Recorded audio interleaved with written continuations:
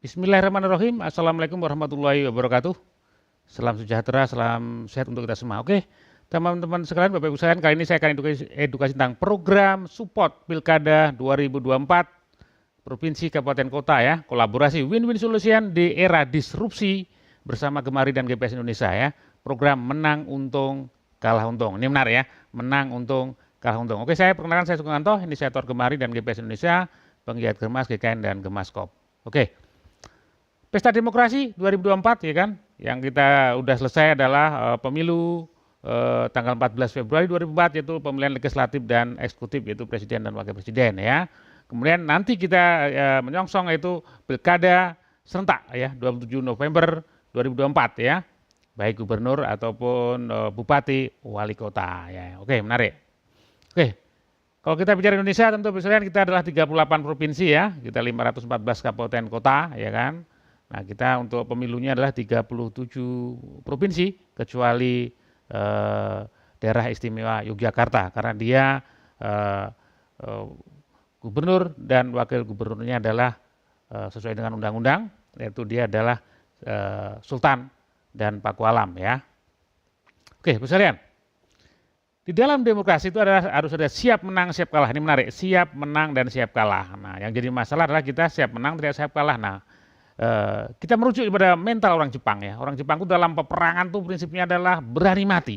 Tapi faktanya adalah musuhnya yang mati. Nah ini benar ya, faktanya musuhnya mati. Berani mati dalam konsep perang. Konsep orang Jepang adalah bukan dia mau pasrah mati, tidak. Karena dia berani mati, berani kalah, berarti dia dengan segala potensi dikeluarkan biar menang. Nah ini, saya lagi segala potensi dikeluarkan. Nah, merujuk ke konstitusi kita tentu Pancasila Bapak sekalian. Sila pertama jelas ya kan, ketuhanan yang Maha Esa. Apalagi di dalam pembukaan Undang-Undang Dasar 45 alinea ketiga sangat jelas. Merdeka kita ini atas berkat rahmat Allah yang Maha Kuasa. Nah, tentu kita sebagai spirit, sebagai sila pertama ketuhanan yang Maha Esa adalah apa Bapak sekalian, adalah bahwa menang kalah itu tentu sudah kehendak Tuhan yang Maha Kuasa, Allah SWT ya. Jadi kita harus siap. Jadi kalau memang itu ada kehendaknya yang kuasa. Nah, kalau kita sebagai di dalam Al-Quran diperjelas dengan surat Al-Imran 160 ya kan, jika Allah menolong kamu maka tidak ada seorang pun yang bisa mengalahkan kamu. Tapi jika Allah tidak menolong kamu ya kan, tidak ada yang dapat menolong kamu ya. Maka karena sekali lagi hanya kepada Allah lah ya kan orang mukmin bertawakal. Jadi ini ada di spirit yang harus kita punya ya. Jadi yang terjadi sekarang itu adalah banyak politisasi agama dijadikan alat politik. Kita yang benar adalah nilai-nilai agama dijadikan dasar berpolitik. Ini menarik ya misalnya ya. Oke. Era disrupsi. Apa era disrupsi ini? Bapak sekalian, ya kan Prof. Renal Kasali dengan bukunya Disruption. Disrupsi adalah perubahan cepat ya, tercabut dari akarnya. Dan ini berubah ya gara-gara era digitalisasi, ada era internet ya, Internet of Things ya, yang luar biasa ya. Media cetak dulu sekarang hilang dengan media online. Ojek pangkalan jadi mojek online ya, toko tradisional, toko kalau dengan marketplace dengan online berubah. Politik pun juga sama ya, nanti kan perubahan di semua bidang ya. Makanya kalau ada istilah dulu kita dunia nggak pernah lepas dengan 3 hal. Harta tahta wanita, ada satu hal lagi yang kita nggak lepas lagi yaitu harta tahta wanita, kuota ya kan, karena era digital ini kalau nggak ada kuota bingung juga. Jadi ini era perubahan. Nah gimana di politik ini kita bisa menang dengan era disrupsi, ini menarik ya bisa lihat ya.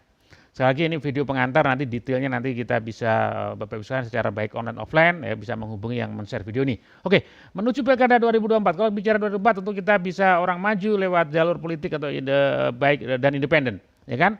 Poin penting adalah maju dari jalur politik, dominan lebih menang, pertahanan mempunyai potensi ya, duduk kembali tapi belum tentu yang bukan pertahanan tapi punya potensi ya. Sistem pemilihan one man one vote, pemilih kabupaten kota ya, baik itu heterogen atau homogen, ya kan? Dan status ekonominya gimana, dia menengah ke bawah atau campuran. Nah kita itu strategi, menentukan strategi. Kemudian persaingan sengketa strategi 3M menjadi prioritas utama. Apa 3M? Bapak saya itu mengenal 3M adalah M pertama mapping, M kedua adalah monitoring atau memonitor ya.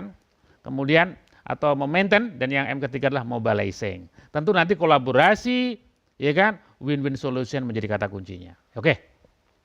Target pilkada. Bapak Ibu kalau bicara pilkada adalah adalah targetnya suara, bukan massa. Kalau massa tinggal kumpul-kumpul kita ajang ke artis untuk nyanyi, orang bisa dukung dukung, tapi bukan itu. Itu hanya massa, tapi suara. Kalau suara itu berarti kita siapa pemilih kita, apa kebutuhan pemilih kita menjadi kata kunci. Hukum yang dipakai adalah hukum memberi dan menerima. Jadi jangan berharap kita menerima kalau belum pernah memberi, itu hukumnya, itu hukum alam ya. Oke.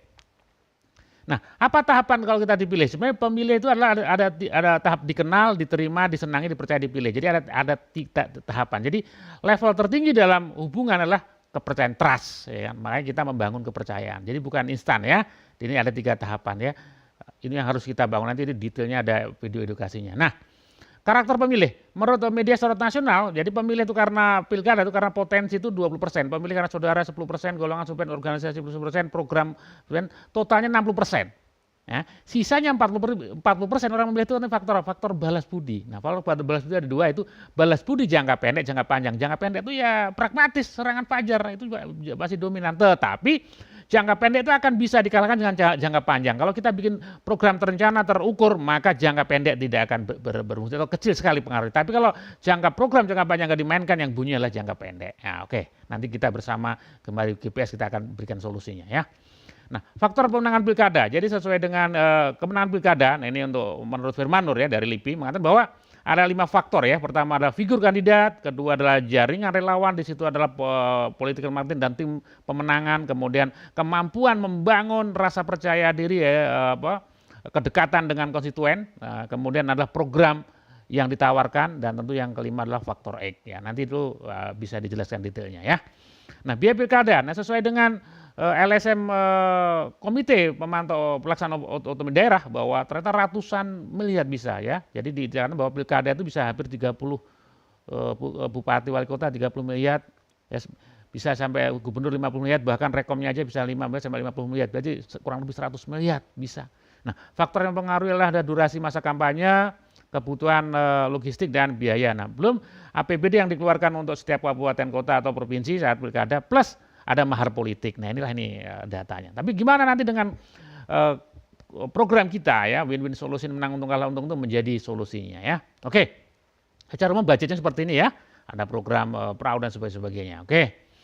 Nah, yang jadi masalah adalah apa? Operasional tim, ya kan? Kalau dalam waktu 5 bulan, 10 bulan, setahun, kalau kita semuanya adalah mindsetnya yang masih biaya-biaya operasional, nah itu problemnya. Nah, gimana nanti solusinya gimana? Nah, ini yang paling penting. Makanya kita ada program win-win solution. Nah, pertama adalah rubah mindset, ya ubah mindset itu penting karena cara mindset menentukan tindakan, ya kan, tindakan menentukan kebiasaan menentukan karakter menentukan nasib, hasil itu ditentukan oleh mindset. Kalau mindset salah. Jadi suksesnya pilkada itu ditentukan oleh tim, tapi juga gagalnya oleh tim juga. Makanya perubahan mindset jadi kata kuncinya. Yang pertama adalah liability jadi aset. Ini menarik, merubah mindset pertama. Kedua, tim sukses Cakada dirubah jadi tim sukses adalah tim sukses Cakada dan tim sukses diri sendiri. Nah, kemudian pola pikir yang tadinya hanya berpikir uang dan jangka pendek dirubah menjadi peluang dan jangka panjang. Yang tadinya politik itu hanya urusan dunia, nafsu dunia dirubah politik adalah ibadah. Jadi kalau ibadah adalah kalah menang adalah sebuah ibadah. Kemudian karakter tim yang tadinya mental tetapi dirubah menjadi mental walaupun. Nah, ini nanti kuncinya di perubahan mindset menjadi kata kuncinya. Nah, gimana cara merubah semuanya? Tentu kita harus sinergi dan kolaborasi gitu. Ini kita tidak bisa terpotong-potong, kita terpisah-pisah. Kalau lidi satu kita gampang dipatahkan, tapi kalau ngumpul bersatu maka semuanya akan solusi. Unity is power. Jadi ada media, nanti ada YouTuber Academy, ada gerakan Gemari, ada gerakan politik sehat, ada gerakan ormas koalisi, ya kan, dan sebagainya. Jadi kita intinya adalah semua pasal-pasal dijadikan satu, menjadi kekuatan untuk gerakan tentu pilkada yang sehat. Karena kita program ini tersinergi dengan gerakan politik sehat. Oke, misalnya konsepnya adalah apa? Win-win solution adalah apa? Sebenarnya pilkada ini sesuai punya korelasi dengan persamaan dengan niaga jasa, menawarkan. Kita ada tim lapangan, ada sales, tenaga, pemasaran, dan penggiat, itu menawarkan setiap hari ke lapangan, mempengaruhi orang untuk mengikuti apa yang ditawarkan. Nah, energi atau biaya yang dikeluarkan dengan adanya tambahan calon dengan tambahan adalah sama, karena kita memang ada tim setiap hari bergerak di lapangan, ya. Kemudian mempengaruhi orang dengan dasar trust, kepercayaan. Ingat ilmu 4D tadi ya. Kemudian mempengaruhi orang tentu tanpa dibaca oleh lawan dan atau komentar dan no money politik, itu kuncinya ya. Oke, Nah, program kuncian suara nanti adalah bersama Gemari Gerakan Ekonomi Masyarakat Mandiri, ya, pemilih sebagai aset, ya, new mindset, program jangka pendek dan jangka panjang, program mengikat pemilih tertulis, kekuatan digital, kemudian ada sasarannya adalah pemuda atau mahasiswa dan emak-emak milenial, kemudian program win-win solution. Jadi nanti sekali lagi gerakan ekonomi kita memadukan komunitas, bisnis, konvensional network, prakoperasi, koperasi, pemerintah, teknologi, ya, kemudian media atau pers. Karena pers sesuai Undang-Undang 40 adalah juga punya fungsi edukasi, ya, fungsi edukasi dan ke lembaga ekonomi. Oke? Bisa lihat.